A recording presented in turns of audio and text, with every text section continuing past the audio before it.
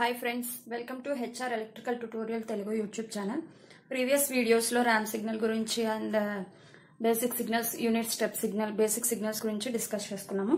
So ఈ వీడియోలో ఏంటి అంటే ఇంకొక బేసిక్ సిగ్నల్ గురించి డిస్కస్ చేయబోతున్నాను. అదేంటి అంటే పారాబోలిక్ సిగ్నల్. ఇది కూడా ఒక టైప్ ఆఫ్ బేసిక్ సిగ్నలే. సో ఇక్కడ పారాబోలిక్ సిగ్నల్ ని x of t అని మనం x of t అనే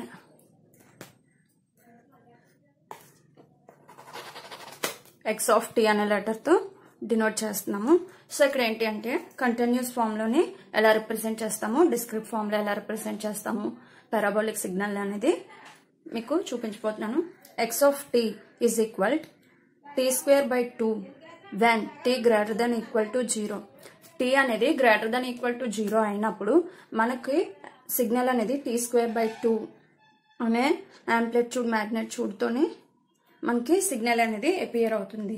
లెస్ దాన్ 0 కన్నా తక్కువ ఉంటే టైం అనేది లెస్ దాన్ 0 అయినప్పుడు మనకి సిగ్నల్ అనేది 0 ఉంటుంది.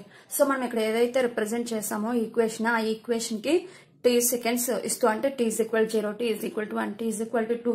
సో అలా మనం వాల్యూస్ సబ్స్టిట్యూట్ చేస్తూ ఒక గ్రాఫ్ గీసినట్లయితే మనకి ఈ విధంగా వస్తుంది. ఇదేంటి అంటే కంటిన్యూస్ టైప్ లోని కంటిన్యూస్ టైం సిగ్నల్.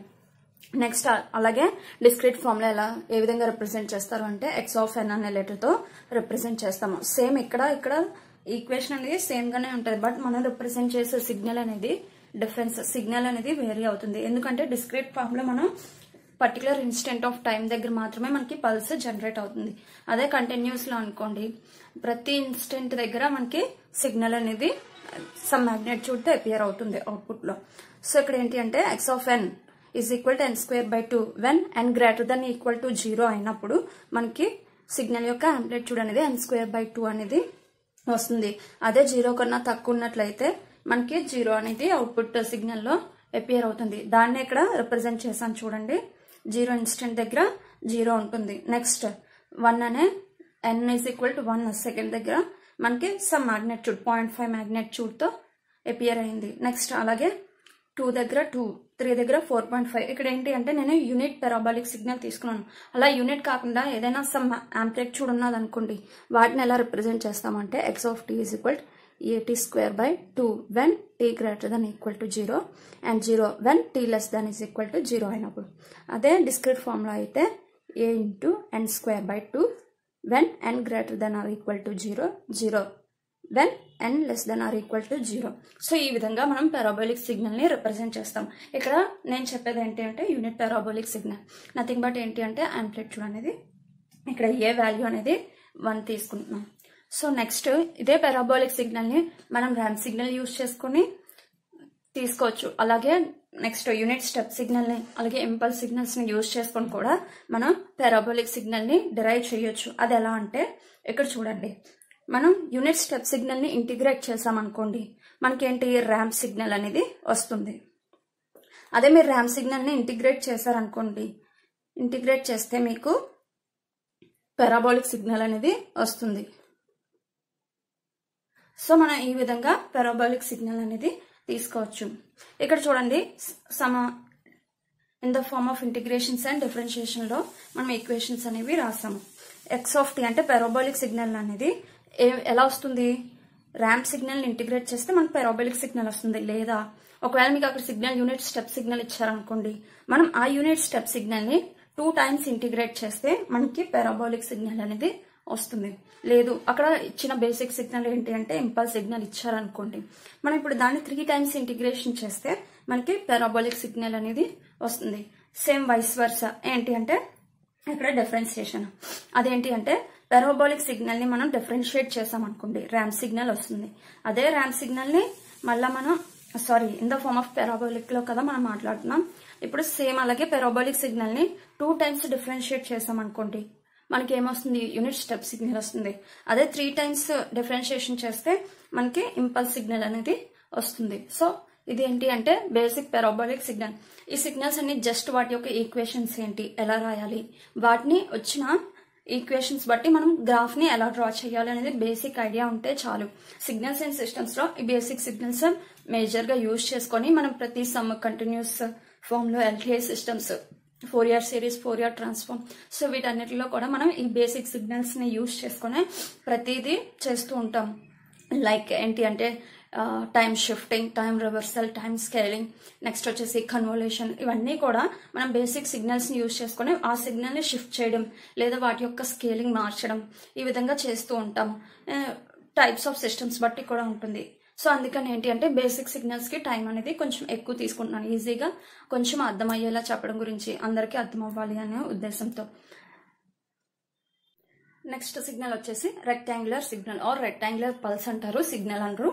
సో ఇక్కడ రెక్టాంగిల్ సిగ్నల్ కూడా మనం x(t) అనే లెటర్ తో రిప్రజెంట్ చేస్తున్నాం. మీరు ఏ లెటర్ తో అయినా రిప్రజెంట్ చేసుకోవచ్చు. జనరల్గా యూనిట్ సిగ్నల్ కి, ర్యామ్ సిగ్నల్ కి అండ్ అలాగే ఇంపల్స్ సిగ్నల్ కి పర్టికులర్ గా ఈ నోటేషన్ అనేది ఉంటుంది. బట్ నోటేషనల్ లెటర్స్ అనేవి ఉంటుంది. బట్ మిగతా రిమైనింగ్ అన్ని సిగ్నల్స్ కూడా నోటేషన్ మీకు ఏదైతే బాగా గుర్తుంటుంది, ఈజీగా గుర్తుంచుకోగలం, ఇది సిగ్నల్ యొక్క నోటేషన్స్ అనేవి ఈజీగా గుర్తుంచుకోగలం అనుకుంటే x(t) అలా మీకు నచ్చిన నోటేషన్ అనేది తీసుకోవచ్చు, లెటర్ నోటేషన్ అనేది తీసుకోవచ్చు. ఇక్కడ ఏంటి అంటే రెక్టాంగులర్ సిగ్నల్ పల్స్ అనేది నెక్స్ట్ సిగ్నల్ ని డిస్కస్ చేయబోతున్నాను. దీన్ని x(t) అనే లెటర్ తో రిప్రజెంట్ చేశాను. ఇవి ఏంటి అంటే ఓన్లీ కంటిన్యూస్ డొమైన్ లో మాత్రమే, కంటిన్యూస్ సిగ్నల్స్ లో మాత్రమే ఉంటాయి.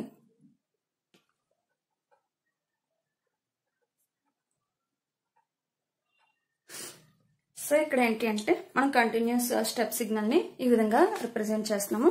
x(t) is equal a into rect, RECT. Rect అంటే ఇక్కడ రెక్టాంగులర్ పల్స్ ని ఇండికేట్ చేస్తుంది. Rect t by tau, nothing but ఏంటి అంటే టైం పీరియడ్. ఇక్కడ ఏ వచ్చేసి ఆంప్లిట్యూడ్, ఇక్కడ టీ వచ్చేసి టైం. మనం ఏ టైంలో తీసుకున్నాం, టైం కంటిన్యూగా వేరీ చేస్తూ ఉంటాం కదా టైం. సో ఆ టైం అనేది ఇక్కడ రిప్రజెంట్ చేస్తున్నాం. ఇది బేసిక్ రెక్టాంగులర్ పల్స్ అనేది. ఇక్కడ చూడండి ఎగ్జాంపుల్ ఇచ్చాను. 3 rect t/4. మీకు ఇలా ఏదైనా ఒక సిగ్నల్ ఇచ్చారు, 3 rect t/4. ఇప్పుడు మనకి ఇక్కడ రెక్ట్ చూసాం కాబట్టి ఇది రెక్టాంగులర్ పల్స్ అని ఒక ఐడియా అనేది వస్తుంది. ఇప్పుడు ఏంటి అంటే ఈ ఈక్వేషన్ బట్టి మనం ఒక రెక్టాంగులర్ పల్స్ ని ఇప్పుడు డ్రా చేయాలి. అదేంటి అంటే ఇక్కడ దీన్ని బేసిక్ సిగ్నల్ తో కంపేర్ చేయండి. ఏ రెక్ట్ t/τ. సో ఇక్కడ బేసిక్ సిగ్నల్ ఏ విధంగా రిప్రజెంట్ చేస్తాము, -t/2 to t/2 with an amplitude of a. ఇది ఒక రెక్టాంగులర్ పల్స్ కింద రిప్రజెంట్ చేస్తాం కంటిన్యూస్ ఫామ్ లో. ఇప్పుడు దీన్నే మనం ఒక సిగ్నల్ ఇచ్చి దాన్ని మనం డ్రా చేయాలి అనుకున్నాం. ఇక్కడ 3 అనేది ఏమవుతుంది, ఆంప్లిట్యూడ్ అవుతుంది. సో ఈ గ్రాఫ్ లో 3 అనేది ఆంప్లిట్యూడ్. ఇక్కడ టౌ ఎంత ఇచ్చారు, టైం పీరియడ్ ఎంత ఇచ్చారు, 4 ఇచ్చారు.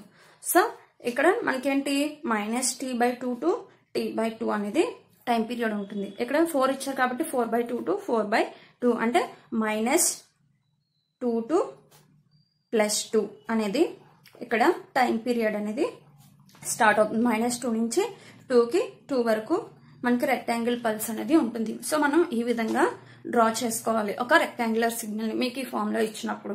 ఇక్కడ చూడండి మీకు ఇలా ఇంకొక ఎగ్జాంపుల్ 3 rect 2t/t. సో ఇలా ఇచ్చినప్పుడు ఏంటి అంటే ఇక్కడ 2ని మనం ఇక్కడ ఉన్న టైం పీరియడ్ లోకి కన్వర్ట్ చేసుకోవాలి. ఇక్కడ ఓన్లీ న్యూమినేటర్ లో మాత్రం ఓన్లీ టీనే ఉండాలి, డినామినేటర్ ని లోకి మనం కన్వర్ట్ చేసుకోవాలి. ఆ పైన ఏదైతే స్కేల్ కాన్స్టెంట్ వాల్యూ ఉందో ఆ కాన్స్టెంట్ వాల్యూని మనం ఇలా కిందకి తీసుకొచ్చిన తర్వాత డినామినేటర్ లోకి తీసుకొచ్చిన తర్వాత ఏమవుతుంది, ఇక్కడ t/2 అనేది అవుతుంది. సో ఇక్కడ చూడండి టైం పీరియడ్ ఆల్రెడీ t/2 ఉంది. సో మళ్ళీ ఇంకా /2 అయింది, అందుకే -t/4 నుంచి t/4 అనేది వెళ్తుంది with an amplitude 3. Rectangular pulse అనేది మీకు ఈ విధంగా ఉంటుంది. అలా కాకుండా ఇలా కూడా ఇస్తూ ఉంటారు అప్పుడప్పుడు. 4 rect × 4t అంటే ఏంటి, ఇక్కడ కింద టైం పీరియడ్ ఏమి ఇవ్వలేదు, మనం 1 కూడా అనుకోవచ్చు. సేమ్ యాజ్ యూజువల్ ఇక్కడ ఏదైతే కాన్స్టెంట్ ఉందో దాన్ని డినామినేటర్ లోకి తీసుకొస్తే 1/4 అవుతుంది. ఇక్కడ ఏంటి t/2 కదా మనం తీసుకునే స్కేలింగ్. సో మళ్ళీ /2 చేస్తే మనకి 1/8 అనేది వచ్చింది. అంటే మన రెక్టాంగులర్ పల్స్ అనేది -1/8 to 1/8 అనేది దీని యొక్క టైం పీరియడ్ ఉంది with an amplitude of 4 amplitude తో మనకి రెక్టాంగులర్ పల్స్ అనేది -1/8 నుంచి 1/8 కి రిప్రజెంట్ అయింది. సో మీరు ఈ విధంగా మనం ఒక సిగ్నల్ ని రిప్రజెంట్ చేయొచ్చు ఎప్పుడు మీకు బేసిక్ ఈక్వేషన్ ఇచ్చినప్పుడు. అలా కాకుండా మీకు ఇలా ఒక వేవ్ ఇచ్చారు, దీన్ని ఈక్వేషన్ కూడా రాయమని చెప్పారు. విత్ అన్ యాంప్లిట్యూడ్ ఆఫ్ 5 ఇలా ఇచ్చారు మీకు ఒక వేవ్. ఇలా ఇచ్చి మీరు దీని నుంచి ఈక్వేషన్ ని రాయండి అని చెప్పేసి అడుగుతారు. కొన్ని కాంపిటేటివ్ ఎగ్జామ్స్ లో లైక్ గేట్లో మరి ఇంత ఈజీగా అడగరు కానీ మేబీ ఛాన్సెస్ కూడా ఉండొచ్చు. సమ్ టైమ్స్ మనల్ని కన్ఫ్యూజ్ చేయడానికి కూడా ఇలా ఈజీ క్వశ్చన్స్ ఇస్తారు గేట్లో. నెక్స్ట్ ఏంటి, కొన్ని కాంపిటేటివ్ ఎగ్జామ్స్ లో కూడా like AP Transco, AP Genco, next ISRO ఇలాంటి వాటిలో ఏంటి అంటే కొంచెం చిన్న చిన్నవి కూడా ఇస్తారు. అండ్ బేసిక్ గా ఏంటి అంటే మనకి గుర్తుండవు, ఈ చిన్న చిన్న బేసిక్స్ అనేవి గుర్తుండవు. ఇక్కడ ఏంటి యాంప్లిట్యూడ్ ఎంత ఇచ్చారు, 5 ఇచ్చారు. సో 5 రెక్ట్. ఇక్కడ మనం ఏంటి టైం పీరియడ్ T/2 ఉంటుంది. కానీ ఎంత ఇచ్చారు మనకి, 3 ఇచ్చారు. అంటే T ఈజ్ ఈక్వల్ ఎంత ఉంటుంది, 6 ఉంటుంది. అప్పుడు ఏంటి మనం ఇక్కడ T/6 మనం ఈ విధంగా గ్రాఫ్ నుంచి కూడా ఈక్వేషన్ ని రాయొచ్చు. Thank you friends for watching this video. ఇంకా ఏమైనా డౌట్స్ ఉంటే కింద కామెంట్ సెక్షన్ లో కామెంట్ చేయండి. అండ్ ఇంకొకటి అప్డేట్ ఏంటి అంటే నెక్స్ట్ 2 days లో నేను ఇంకొక సబ్జెక్ట్ అనేది స్టార్ట్ చేయబోతున్నాను. అదేంటి అంటే EMFT అనేది స్టార్ట్ చేయాలి అనుకుంటున్నాను. నథింగ్ బట్ ఏంటి అంటే ఎలక్ట్రోమాగ్నెటిక్ ఫోర్స్ అనేది స్టార్ట్ చేయాలి అనుకుంటున్నాను. ఇదేంటి అంటే బోత్ ఎలక్ట్రికల్ అండ్ ఈసీ వాళ్ళకి ఉంటుంది. ఎలక్ట్రికల్ వాళ్ళతో కంపేర్ చేస్తే ఈసీ వాళ్ళకి కొన్ని టాపిక్స్ అనేవి ఎక్స్ట్రా ఉంటాయి. ఆ టాపిక్స్ ఏంటి, ఏ సిలబస్ ఉంటుంది అనేది నెక్స్ట్ వీడియోలో డిస్కస్ చేస్తాను. Thank you friends.